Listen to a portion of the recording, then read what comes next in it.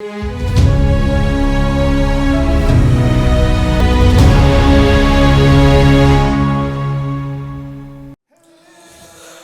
दोस्तों, राजनीति की बातों में एक बार फिर से आपका स्वागत है। मैं हूं आपका दोस्त धर्मेंद्र कुमारी।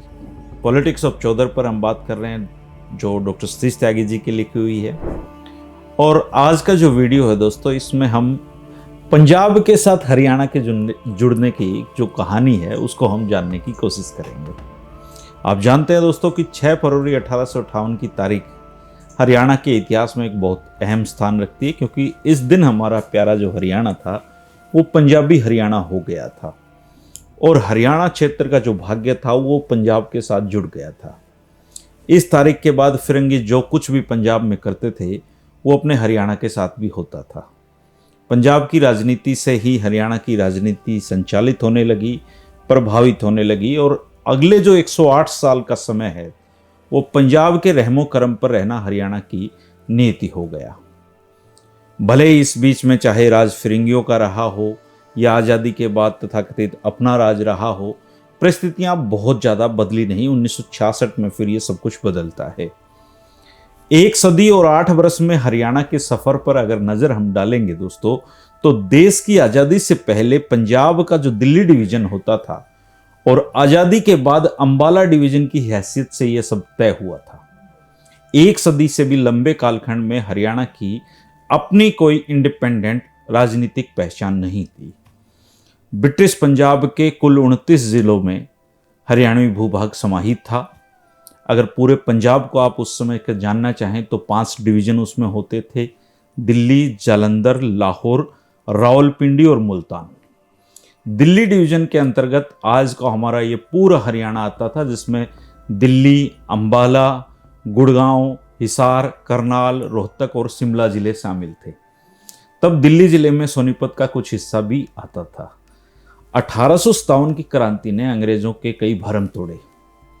एक भरम तो ये था कि जिस बंगाल आर्मी पे वो भरोसा करते थे वो विद्रोही तेवर दिखा चुकी थी। बंगाल आर्मी, जिसमें ब्राह्मणों और पूर्वियों की काफ़ी बड़ी संख्या थी, उस पर अंग्रेज अब निर्भर नहीं रहना चाहते थे। इसलिए उन्होंने विकल्प तलाशने शुरू किए और पंजाब पर फिर उनकी नज़र जाना लाजमी हो गया था। हालांकि पंजाब पर काबिज होने के बाद अंग्रेज पंजाब को पहले सेना भर्ती का केंद्र नहीं बनाना चाहते थे, लेकिन 1857 के सैनिक विद्रोह के बाद उन्हें अपनी रणनीति में बदलाव लाना पड़ा। पंजाब से सैनिकों की भर्ती के लिए ब्रिटिश सरकार को सूबे के देहाती क्षेत्रों में प्रबल संभावनाएं दिखाई दी और पंजाब के इसी पोटेंशियल के चलते अंग्रेज सरकार ने ग्रामीण जनता को संरक्षण देना शुरू किया और इसी नीति ने फिर पंजाब को एक अलग मायने में खड़ा कर दिया। सैनिक भर्ती, ज़्यादा राजस्व की प्राप्ति के मकसद से अंग्रेजी सरकार ने देहात, खासकर किसान जातियों को महत्व देना शुरू किया। हरियाणवी क्षेत्र में ऐसी किसान जातियों को चिन्हित किया गया जो सेना के लिए सबसे उपयुक्त रहें और इन जातियों को अंग्रेजों ने मार्शल कौम का नाम दिया। मार्शल कौम के सिद्धांत को आगे चलकर पंजाब के जो आखिरी प्रीमियर होते थे सर सिकंदर हयात खान, उनके पिता उमर हयात खान ने 1922 में कौंसिल में एक बड़ी बहस में हिस्सा लेते हुए कहा था कि यदि एक गाड़ी के घोड़े को दौड़ने में लगाया जाता है तो वो नहीं जीत सकता। यदि एक दौड़ के घोड़े को गाड़ी में लगाया जाता है तो वो गाड़ी को नहीं खींच सकता। यदि कोई व्यक्ति कमजोर है और ठंड को ही सहन नहीं कर सकता है और मर जाता है तो इसका मतलब है कि सर्वाइवल और फिटेस्ट का सिद्धांत यहाँ लागू होता है। दुनिया में ऐसी बहुत सी जगह हैं जहाँ हमारी उंगलियों की पोरों जितने लोग हैं और वह पृथ्वी पर कैसे लड़ सकते हैं, ऐसा उन्होंने काउंसिल में कहा था। और अंग्रेजों द्वारा मार्शल कौम होने का जो सर्टिफिकेट है वो उस समय निश्चित ही रगों में खून का दौरा किसानी कौमों में बढ़ाता था, उनका सीना चौड़ा करता था। तभी ये जो 56 इंच छाती वाला कॉन्सेप्ट आया और इसको शौर्य, साहस और पराक्रम से जोड़कर देखा जाने लगा। खैर जो भी हो, अंग्रेजों को मार्शल कौमों से लड़ाकों की आपूर्ति की गारंटी मिल गई थी और सभी मार्शल कौमें किसान वर्ग से थी, इसलिए एग्रीकल्चरिस्ट ट्राइब में शामिल होना उस समय फक्र की बात हो गई थी। कई बार तो ऐसा भी देखने में आया कि कई जातियों ने इस स्टेटस को पाने के लिए अंग्रेजों के साथ कानूनी लड़ाई भी लड़ी। समूचे पंजाब में ब्रिटिश सरकार का अस्तित्व एक तरह से किसान और जवान पर निर्भर हो गया था। खेती की जमीन बेशकीमती हो गई थी और साथ में ट्रांसफरेबल होने से किसान जमीन को जो रहन रखने का है एवज में साहूकारों से रहन रखने लगे और साहूकारों से उनको आसानी से कर्जा भी मिलने लगा। कृषि के वाणिज्यीकरण के कारण कृषि वस्तुओं के मूल्यों में अच्छी खासी बढ़ोतरी भी उस समय हुई थी। और अगर उस समय के आंकड़े आप उठाकर देखें तो खाद्यान्नों का जो फुटकर मूल्य था 1873 में 100 रुपये आधार वर्ष का मूल्य था। 1894 में 114 था, 1905 में 117 हो गया और 1910 में 168 हो गया। 1914 में तो ये 222 हो गया था। जबकि अगर इंग्लैंड में खाद्यान्नों का फुटकर मूल्य आप देखें तो 1873 में 111 था और 1984 में ये 85 रुपये केवल था। कृषि वस्तुओं के मूल्य में बढ़ोतरी से किसानों को लाभ हुआ, अवश्य ही हुआ, लेकिन अस्थायी रूप से इस बढ़ी हुई आय को किसानों ने स्थायी मानकर अपने खर्चे और दायित्व बढ़ा लिए। कभी कभी तो फिजूल खर्ची का शिकार भी किसान हुए। ऐसी दशा में उनकी अवस्था में सुधार होने के बदले खराबी आती चली गई और वो बेईमान देसी महाजनों के आसानी से शिकार बनने लगे, क्योंकि जमीन ट्रांसफरेबल हो गई थी। उनकी जो कर्जदाता थी, कर्जदारी थी, वो बढ़ने लगी और नतीजा उनकी भूमि इन गैर कृषक वर्गों के हाथ में जाने लगी। इससे कृषि कार्य को धक्का लगा और खेती की जमीन के कमर्शियल प्रोडक्ट में तब्दील होने का नतीजा ये हुआ कि अधिकतर हरियाणा के किसान कर्ज में डूबने लगे। दोस्तों, स्थिति कैसी है आप इसका अंदाजा लगा सकते हैं कि एक दशक तक जिस इलाके में किसानी कर्जे का नामो निशान नहीं था, वहां किसानों पर कर्जे का मुद्दा अंग्रेज सरकार के लिए भी सिरदर्द बनने लगा था। कृषि भूमि पर कीमतों में वृद्धि, उसको बेचने और रहन रखकर कर्ज लेने की स्थिति पर उस समय का एक अध्ययन है। अगर उसके आंकड़े में आपको बताऊं तो 1870 में 1 एकड़ भूमि की औसत कीमत 10 रुपये होती थी। 1891 में यह बढ़कर 60 रुपये से भी अधिक हो गई थी और इसी तरह से 1874-75 में यह करीबन 80,000 एकड़ भूमि बेची गई। 10 साल बाद 1874-75 में भूमि बिक्री का यह आंकड़ा 2 लाख एकड़ से भी पार हो गया और फिर तो ये 3 लाख को भी तक जा पहुंचा। और इन्हीं वर्षों में किसानों की करीबन 6 लाख एकड़ जमीनें कर्ज के लिए रहन पर रखी गई। मुल्तान डिवीजन के तत्कालीन कमिश्नर ऑर्थर बानथेड़े ने सबसे पहले इस खतरे को भांपा और 1868-69 में अपनी जो रेवेन्यू रिपोर्ट है उसमें उन्होंने आगाह किया कि कर्ज के एवज में साहूकारों को स्थानांतरित हो रही भूमि से किसानों में असंतोष पनप रहा है और यह असंतोष भविष्य में किसी राजनीतिक खतरे को जन्म दे सकता है। किसानों की जो जमीनें हैं वो साहूकारों के स्वामित्व में जाने से किसान समुदाय में असंतोष पैदा होना था, निश्चित था। अंग्रेज इसको भांप रहे थे। इसके साथ ही यह संभावना भी नहीं नकारी जा सकती थी कि किसान साहूकारों के प्रति हिंसक हो जाए और ऐसा होने की स्थिति में किसानों का असंतोष सरकार के प्रति भी नफरत में बदल सकता है और किसानों की नाराजगी का प्रतिकूल प्रभाव सेना पर पड़ना निश्चित था, क्योंकि सेना का जो उद्गम था वो किसान समुदाय से ही था।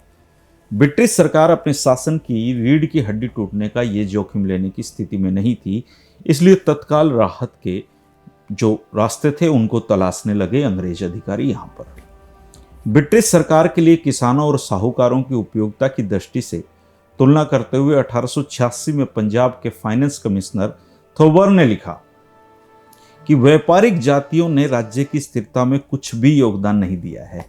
इसके राजस्व में बहुत कम योगदान है और उनकी संख्या नगण्य है और वे आत्मा और शरीर में काफ़ी कमज़ोर हैं।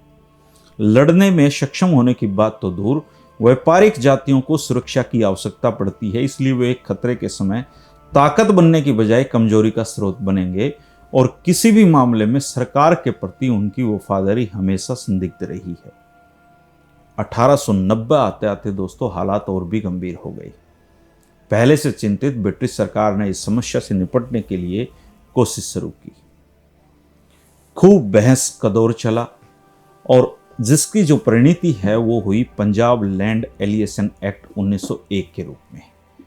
इस एक्ट के तहत केवल कृषक जनजातियों के सदस्यों के बीच भूमि के स्थायी हस्तांतरण की अनुमति दी गई।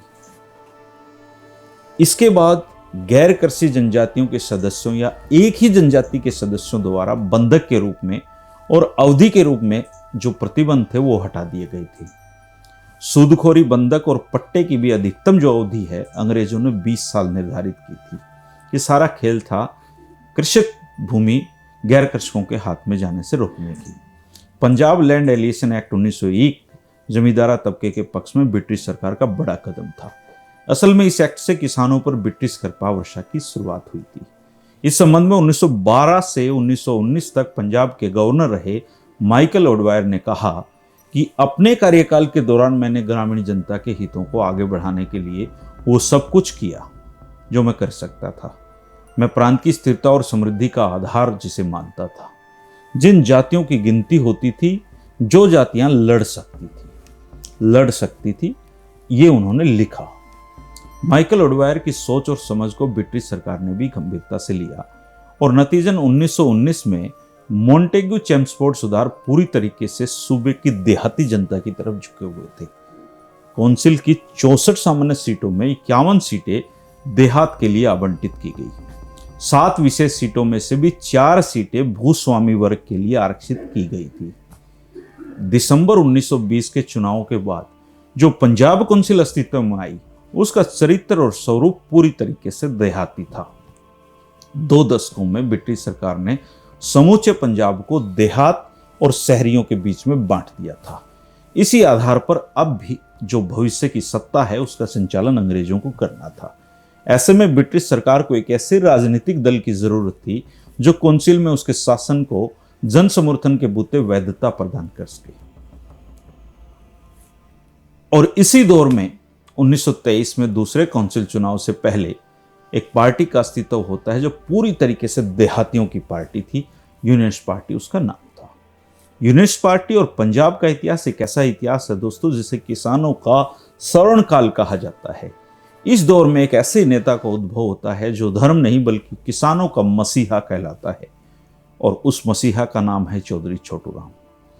यूनियनिस्ट पार्टी की कहानी को एक वीडियो में नहीं डाला जा सकता दोस्तों, बहुत लंबी यात्रा है, क्योंकि पंजाब की देहाती जनता के सिरमौर बनने की जो कहानी है वो बहुत गहरी है दोस्तों। उसके पीछे बहुत संघर्ष छिपा हुआ है। उस कहानी को अगले कुछ वीडियो में हम जानने की कोशिश करेंगे कि कैसे यूनियनिस्ट पार्टी ने भारतीय जो पंजाब था उसके जो ग्रामीण जनता है उसके भाग्य की नई इबारत लिखी। पॉलिटिक्स ऑफ चौधर के इन वीडियो में दोस्तों हम हरियाणा के इतिहास की तमाम समूची जानकारी आपके सामने लेकर आएंगे। आप धैर्य के साथ कड़ी दर कड़ी इनको सुनते रहें।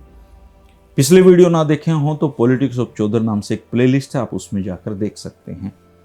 इसके अलावा वीडियो की डिस्क्रिप्शन में भी कुछ वीडियो के लिंक है, वहाँ पे आप देख सकते हैं। 3 बजे हमारा यह दोस्ती का सफ़रनामा, राजनीति की बातों का सफ़र जो है दोस्तों जारी रहेगा। आप लोग अपने अमूल्य सुझाव मुझे बता दिया करें। अगर कुछ बदलाव करना है तो अपने सुझाव भी कमेंट बॉक्स में लिख दिया करें। और कुछ नई वीडियो पसंद आ रहे हैं तो एक शाबाशी भरी थपकी मुझे दे दिया करें, इससे मेरा हौसला बढ़ता है। अगर कुछ साथी नए जुड़े हों जो इस सफ़र के नए साथी हैं तो वो वीडियो को लाइक करने के साथ साथ चैनल को भी सब्सक्राइब करें ताकि अगले वीडियो के नोटिफिकेशन उन तक मिलते रहें। शुक्रिया दोस्तों, कल फिर मुलाकात होगी 3 बजे। तब तक के लिए नमस्कार।